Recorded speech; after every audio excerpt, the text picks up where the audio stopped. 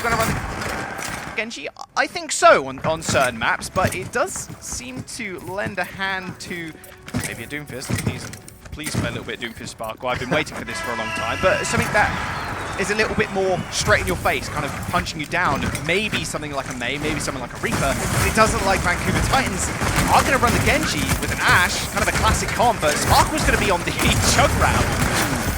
Yeah, I mean, Junkrat got a little bit of a buff too. I mean, there's a lot of patch notes that Watchpoint covered expertly, and early on, Paris just rolls over. That is some main tank difference right there. They just rock up with the Reinhardt and the Sigma, and that fight's over before it started. I didn't even say a sentence during that fight, Jaws. Okay, that was pretty sweet. That was pretty sweet. If you have Titans, you're like, okay, what's the positives in this situation? You've got to always look for them. Quick reset, I guess.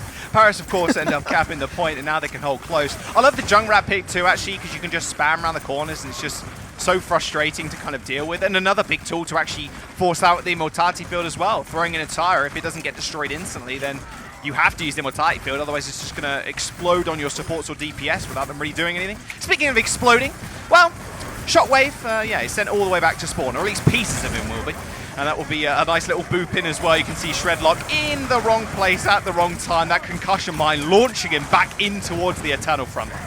Well, you think about even beyond just trying to kill opposing heroes, the Paris Eternal damage line is much better at shield crack right now. You can fan the hammer if you want, empty that clip and take down shields. Because, look, Orissa's out of it, but you're still going to try to run double shields, especially on this stage where you can hold this doorway super heavy, and now you're throwing Junkrat in there. The shield advantage is hugely in favor of Paris. The Immortality field now used. As soon uses the high noon through the window, rain the bombs. Sparkle just having an absolute field day. Insta-killing Rolf as soon as that Immortality field went down, and kills KSA on the retreat also. And now Paris Eternal, they're really in last fight territory, considering their ultimates. They have Tire, Flux, they have the Slam, and the Beat. And Titans, not too much in their bank. Bob and Blade for this next fight. Flux is going to come up as well, but they're going to have to watch out, because Sparkle could just use Tire to kill off this Blade. Flux is going to start the fight out for Hanbin. Immortality field still hasn't been used. Very luckily, at least. Sparkle's sending out the Tire. There it goes instantly out as well. He's making sure it survives for as long as possible. Soon managed to kill off the Immortality field just in time, and Ben Best takes one with him. Rolf launched off the edge of the map. A Flux for the Titans, but the rest of their front line has gone down rather fast. Shredlock couldn't quite build up to a shatter, and he is going to fall to the likes of Hanbin. KSA at least manages to trade it up, and now it's just Soon on the point, battling with everybody else. He don't need the rest of his team, though. A couple of clicks, and Karkar and KSA are going to fall. An emergency tracer for Shockwave to get back onto the point in time, and a Blade 2, a deflect, and already Genji's at half HP. Might not be able to get anything done. Soon cleans him up. Has built up a high noon too. This looks all over for the Titans. Haven't got much left in their tank. The high noon eventually comes through, the shadow goes wide, Shockwave goes down, and that should just be it. The Eternal cleaning off the Titans, and they're going to take control center. About as one-sided of a point as you can get, 100% to 0, only 4 kills for the Vancouver Titans for the entirety of it. We were talking a little bit off stream. I'm like, yeah, I mean, you think about Xe and you think about Sparkle, and these are the names you think of with Paris. But Soon is still a really good DPS. I was like, he's been hanging on Tracer. He can still bust out the Widow. I think like they like him on Control because he's, I think, a little bit more adaptable than Xe. Xe probably more raw, mechanically gifted hit scan, but Soon can play the Reaper, can play the McCree, can play your Tracer. You want Widow. Like, Soon is just like this Swiss Army knife, or French Army knife, is, as it were, for the Paris Eternal. So running him on Control makes a ton of sense.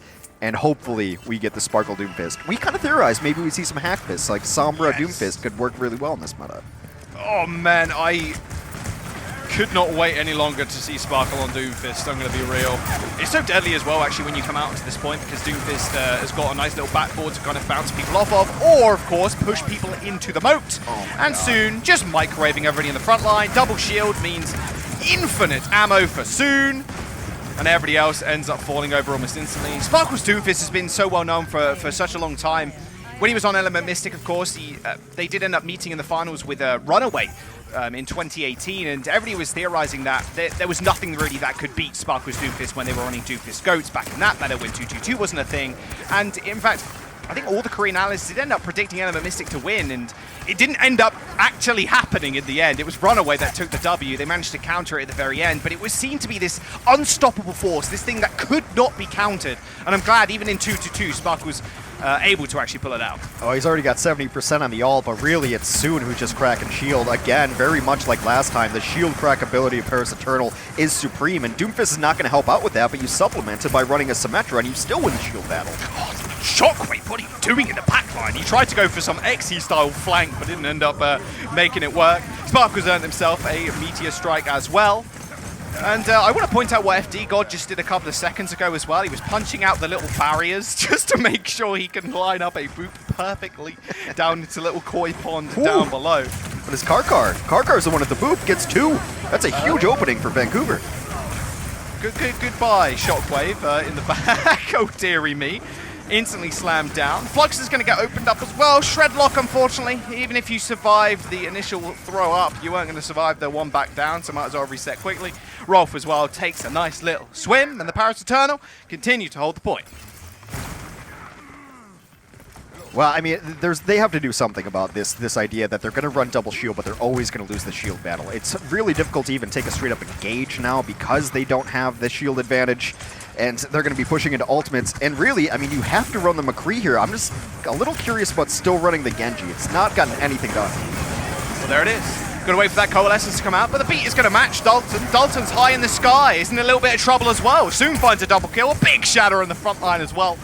And just like that, the team fight's over, and the map might be over as well, as the Paris Eternal clean house. And the Titans are sent all the way back to spawn. FD God finishes Karkar off with the boop. No one's going to be able to get back in time. And the Paris Eternal are going to claim the first match in the series. Well, the final line on Lijiang Tower is going to be 42-8. That is not how you wanted to start if you're the Vancouver Titans. Paris just seemed to have a better grasp on the meta.